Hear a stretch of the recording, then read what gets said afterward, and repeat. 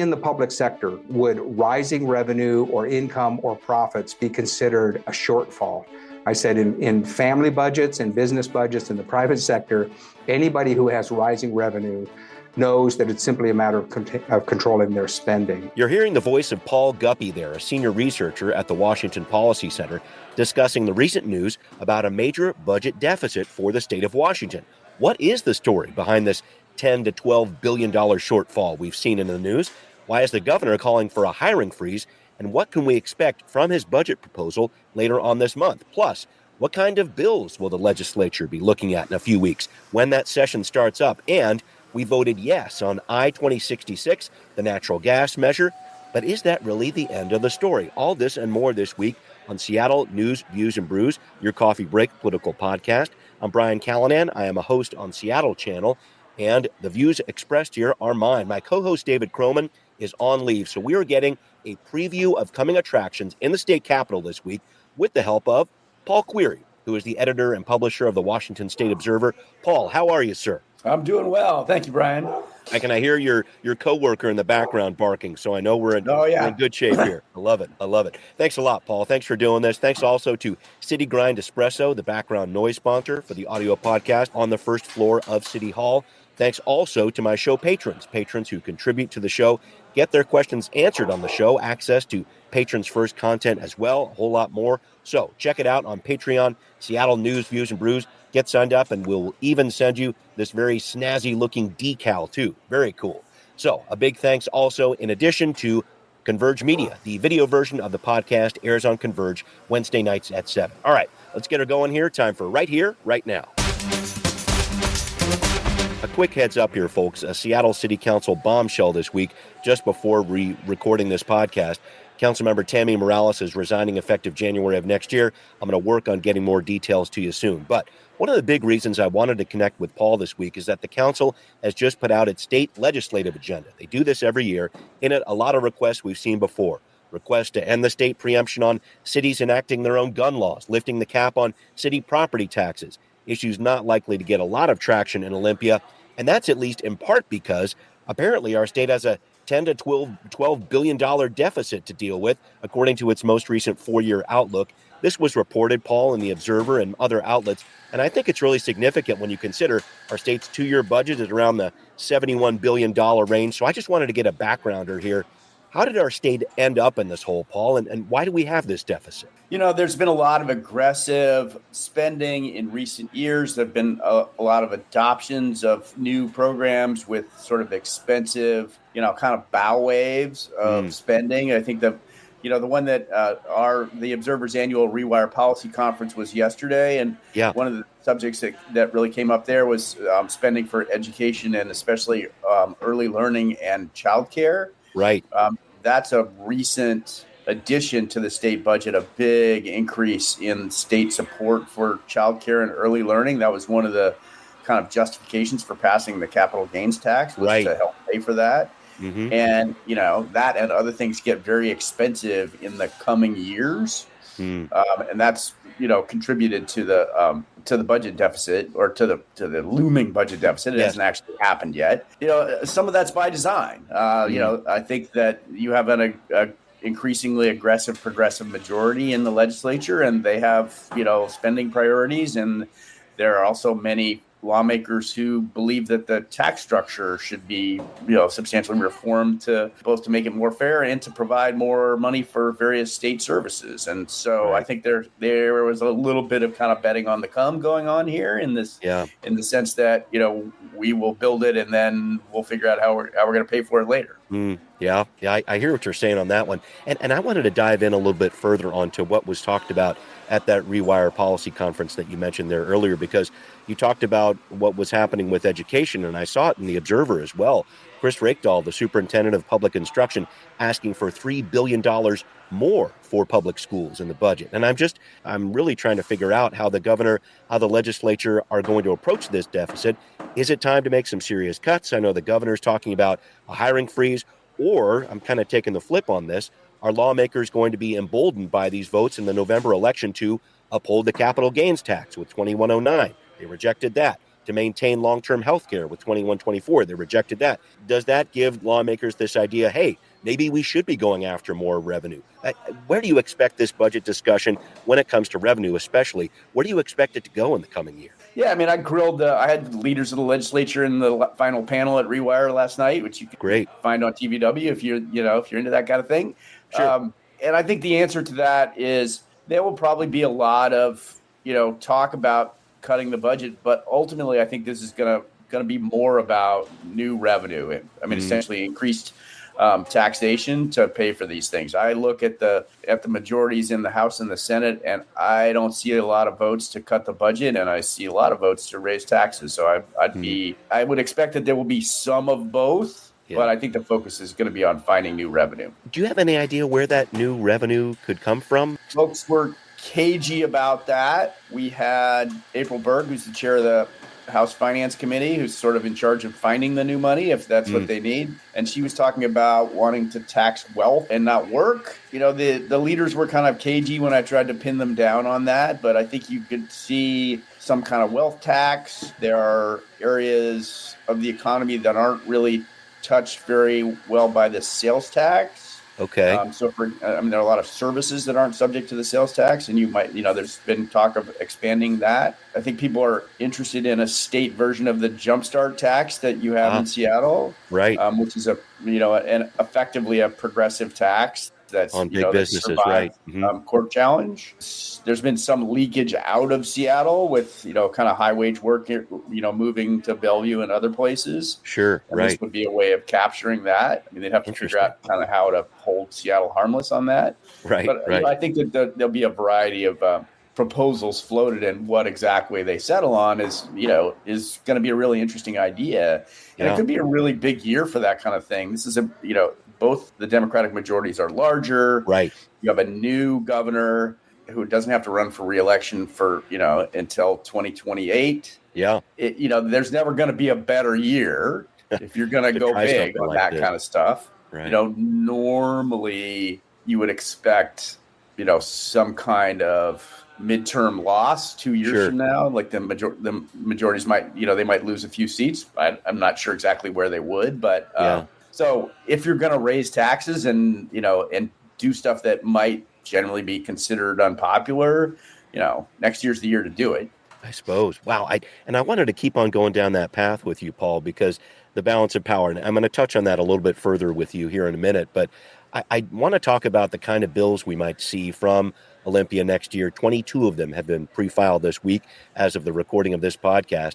I've seen a lot of focus on Senator Phil Fortunato, the Republican from the 31st District down in Auburn. He's got this push to end Washington's sanctuary state status in line with what President-elect Donald Trump has planned with mass deportations, etc. I wanted to touch on this, Paul. Where do you see this issue going? So Senator Fortunato is among the most conservative members of the Republican minority, and he files a lot of bills, and most of them don't get a lot of traction. Right. So I would kind of tend to assume that's what's going to happen here. Okay. I think you'll see a lot. I think you're much more likely to see kind of the opposite reaction from the legislature in terms of things that push back either symbolically or materially against the Trump administration. Okay. I looked at the pre-file. I haven't seen anything super consequential in the pre-filed bill list yet. I mean, that you usually see some really interesting stuff at some point during December. But a lot of that is you have members of the legislature kind of running their proposals through the code revisor's office. And, the order in which they arrive is sometimes a little bit random, sometimes not. And, and I think that we tend as reporters to react a little bit to those proposals without considering the context of whether, they're likely to get a hearing or whatever. So I didn't see anything. Nothing jumped out at you yet, but yeah, I noticed that too, and it's just and I hear what you're saying about the order of these bills, because it looked like one of the first ones that was out of the chute from the House, at least, was this bill from Representative Jim Walsh down from the 19th District, southwest corner of Washington, wants tougher sentences on people who deliver or distribute fentanyl. And I'm wondering, on an issue like this one, I know we introduced this last year, didn't go anywhere, but when you see that fentanyl overdose deaths have continued to rise in Washington state as they have declined in other parts of the country, is now the time for this to get another hearing? I wanted to throw that out there too. What do you think? Yeah, I mean, I think the fentanyl crisis is a real thing, and there's a broad division of ideas about how to deal with that. I don't know that there's a ton of enthusiasm in the current legislature for, what you might think of as a traditional law and order Yes, approach to right. that. Hmm. So, That's an interesting one too. But I know that I know there's a few other bills out there. Anything else on your radar? It didn't sound like there was too much in terms of those pre-filed bills out there. yeah, I mean, I haven't really seen. I think we'll see some things, that we've seen in recent years reemerge. I think you'll see another push to kind of reform and restructure the recycling system, which was a big Okay. fight last year. Yep. That versions of that bill have died in each of the last two sessions. So I think you'll see that. I think you'll see more housing related bills. Sure. The rent stabilization bill that failed last year, that passed the House and then failed in the Senate, that's certainly going to be back. We had Representative Alvarado was the sponsor of that bill at the Rewire conference yesterday, and she's spoiling for that fight again. And the current Senate is more favorable than last year's Senate for that, so Right. I would kind of expect that bill to have traction. And there are other proposals about making it easier to develop market rate housing in various ways that have run into opposition from local governments in recent years. And we're going to see more of that, definitely. Okay. Well, great. Paul, thank you for that full breakdown there. Well, coming up next, we're going to dive into a little bit further this whole issue of the balance of power in Olympia. It's shifted even further left as Democrats have taken over every statewide position while also establishing larger majorities in the House and Senate. How will that affect the upcoming legislative session? We're going to talk about it coming up on Now Hear This. Well, in the aftermath of Election Day, the data shows Washington State defiantly blue up against a Republican wave across the nation. Well, our state swung even further left in 2024. Dems now hold every major executive statewide office and have flipped some Republican seats in the legislature as well to grow their majorities in the House and Senate. Outgoing Governor Jay Inslee says it's a vote of confidence. To some degree, elections are referendums on the direction that your state is going. I think the fact that we now apparently have elected all Democrats to statewide positions is an affirmation that our state is heading in the right direction. Paul, what's your take on the gains Democrats made in Washington State this year? How did they do it? Really, the only material gain, I mean, they had all those statewide offices before, so it's not like they, took anything back from the Republicans. Okay. They picked up one seat in the House and one seat in the Senate, and I would say that those are reflective of pretty conservative candidates running in open races. So in the House, you had former Representative Jesse Young, who was one of the most conservative members of the House when he was there and widely disliked among his own caucus, lost to Addison Richards, I believe his name is, in the 26th, which is the Kitsap Peninsula, sort of Gig Harbor to Bremerton. That's very much a swing district. A more kind of moderate mainstream Republican might well have won that race. Similarly, in the 18th district, which is sort of the North Vancouver suburbs, you had an open seat. Brad Benton, who is the son of former Senator Don Benton, readers and listeners may be familiar with from back in the day. He beat a more moderate Republican, Greg Cheney, in the primary, and then lost very narrowly to Democrat Adrian Cortez in the general election. That's the one seat on both sides. And, you could easily see with different candidates, those elections going in different ways. In theory, the practical result of that is Democrats have the lesser of two supermajority advantages in the legislature now, which theoretically allows them to issue debt to pass capital budgets and transportation budgets without Republican votes. Again, I had the leaders of the legislature at the Rewire conference yesterday, and they said that they don't have any plans to do that. Okay. They plan to pursue the, sort of traditional bipartisan compromise on those.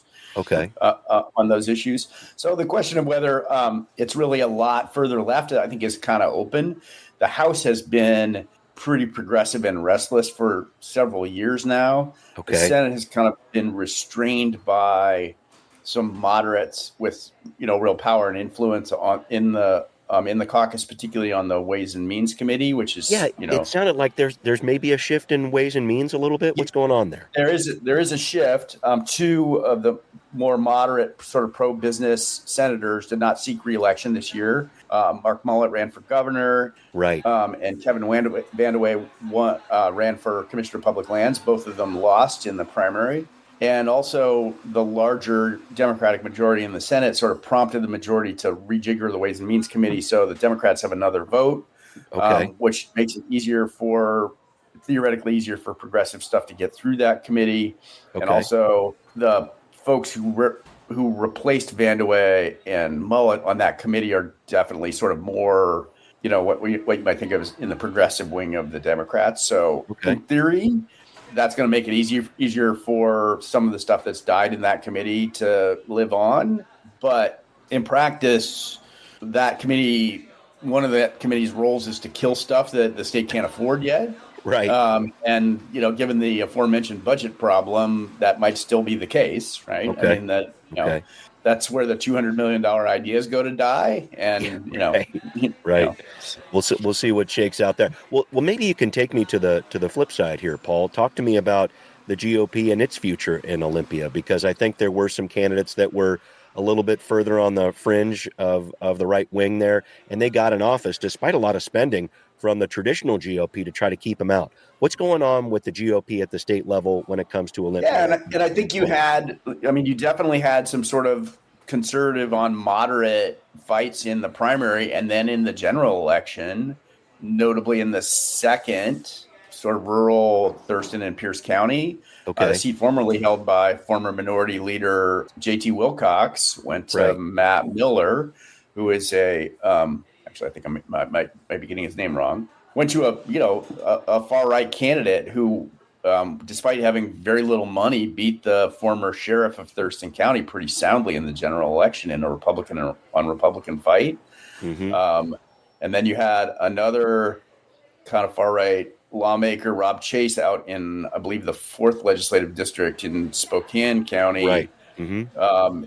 He had been ousted in the previous election by a more moderate Republican who ran for state Senate. And so Rob Chase got back in. So that, and that was and in general, we talked about Jesse Young, the Republican caucus in the House was behind his Republican opponent in the primary, who wound up losing. So you have a situation where the Republican caucus in the House kind of ticked to the right a little bit, and kind of against its will, right? They were spending money to try and influence those elections, and it didn't work. So, what does that mean for them? I think that, probably there'll be a little tension in the caucus room, and, every seat they lose makes it harder for them to play defense. Right.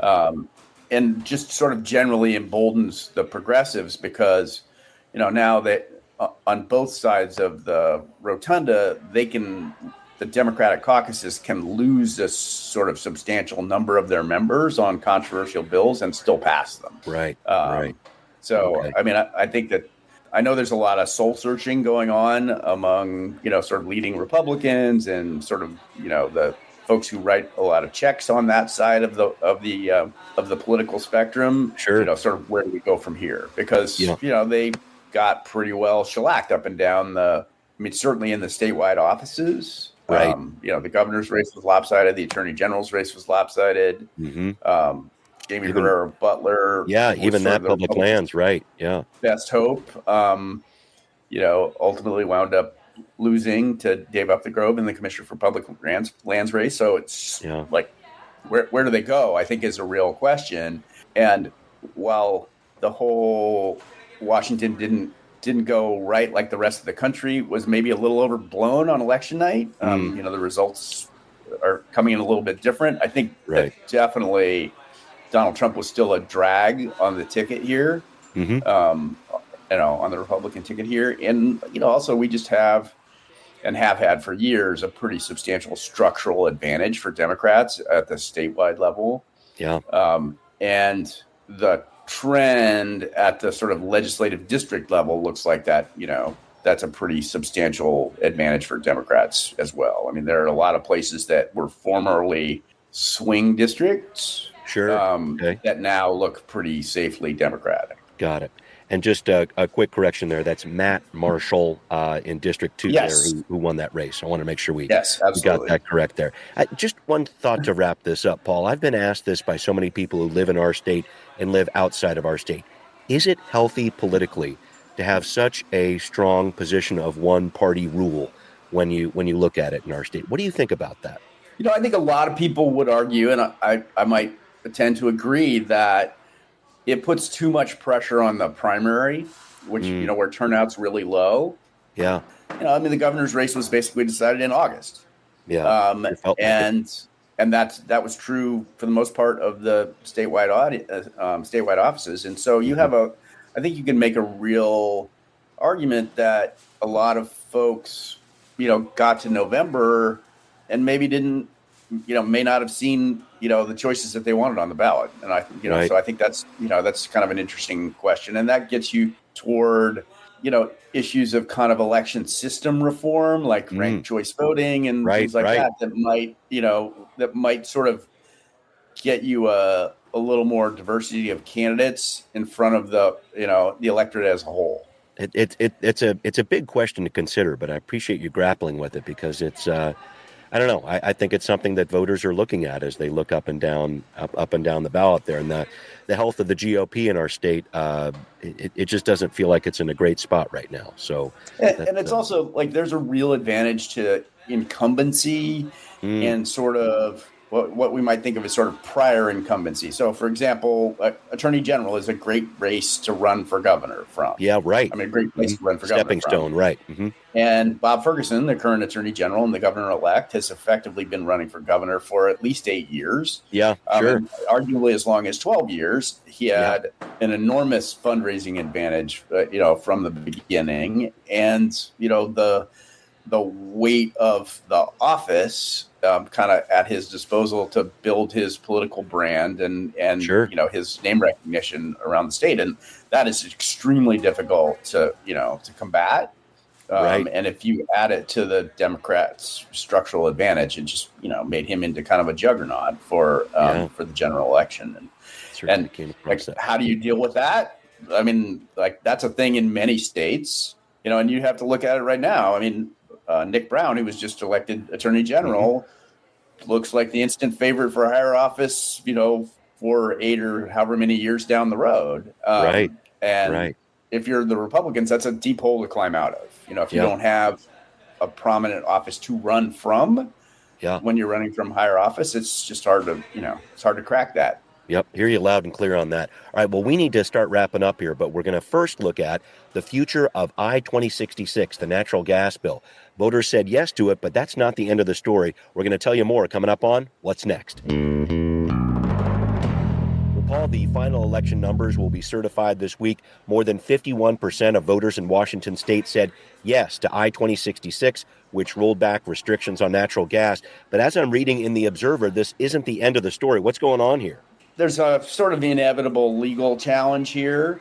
The opponents of 2066, which I think we can describe as sort of the environmental community writ large, argue that the initiative violates the single subject rule, which is a rule in the Constitution that ballot initiatives and also things that come out of the legislature are supposed to be only about one thing. Yeah. This brought down a lot of IMAN initiatives in the past. Right. And the high court has typically been pretty stringent about applying that rule to ballot initiatives, less so things that come out of the legislature. Yes. So that we had a forum about this at Rewire yesterday. Oh, good. Okay. And the Building Industry Association of Washington's counsel was there, and she was the original drafter and sponsor of that initiative, and she seemed pretty confident that it's going to stand up. So, we'll see about that. If it holds up, then that is generally going to put a sort of at least a 2-year hold on, further legislation changes to the code on, or whatever, rolling back natural gas for the most part. I mean, that's one of the benefits of passing an initiative is that in order for the legislature to overturn any part of it, they would need a supermajority, which they don't have on this issue. So, that the most material thing that initiative did was pave over the Washington State Building Code Council, right, which enacted some new codes recently that effectively ban gas-fired furnaces and water heaters in new construction of houses. right. Yeah, Seattle did that recently too. Keep going. Right, and it also, the initiative also paves over the local government's attempts to do that. Right. And so, and there's some other questions about exactly what the implications of it are going forward. But those were the main parts of it. That it theoretically targeted a bill that was designed to help Puget Sound Energy move its customers from gas to electricity. Right. The degree to which that bill got substantially watered down before it was passed last year. So the degree that it causes Puget Sound Energy a lot of trouble is a little up in the air right now. Yeah. It's so interesting to see how this is going to play out. But it's clear that nothing's going to be rushed through. I know the BIAW was saying, hey, come on now, Building Code Council, let's make some big changes here. But they're not rushing to do that. I think we're still waiting for a lot of the legal arguments to settle here. And certainly the building codes, part of the backstory of this whole thing is that the governor stacked the Building Codes Council to do this. Yes. In the first place. And they have argued the codes in question are actually about energy efficiency, not specifically about technology. Right. And they argue, or at least, the relevant architect who serves on the Building Codes Council argues that the initiative doesn't even apply. Because it's about energy efficiency and not about fuel. So you can expect that part of it to sort of play out in the courts and in the regulatory realm for months. Indeed. All right. Well, this story is definitely not done. Paul, thank you so much for doing this. I did need to wrap up with you. I had one last question for you. The most satisfying part of your work, is it reporting on the latest breaking details of state government, or supplying your readers with quality dog photos? Just wanted to throw that out there. So for your folks who haven't looked at the Observer, we run a picture usually of my black lab Arya at the end of it, and I think it's absolutely clear that the newsletter would be more successful if it was only about Arya. Your coworker and your co-sponsor sounds like that. Yes. That's great. Paul, I appreciate it all. The dog photos, all of it. If you haven't checked out the Washington Observer, folks, make sure you do it. Paul, very much appreciate you being on the podcast. All right. Happy to be with you, Brian. All right. Awesome. Thank you, Paul. Thanks to everybody who's listening to Seattle News, Views, and Brews, where you can always find out what's brewing in local politics. Thanks again to patrons who support the show. If you're not a patron, please support the show for just $5 a month. Find this podcast on Patreon, Seattle News, Views, and Brews. Hear us on Apple, Spotify, wherever you listen. Thanks for watching on Converge Media, too. We'll see you next time. Seattle News, Views, and Brews is an independent production of Callanan Media Services. Copyright 2024.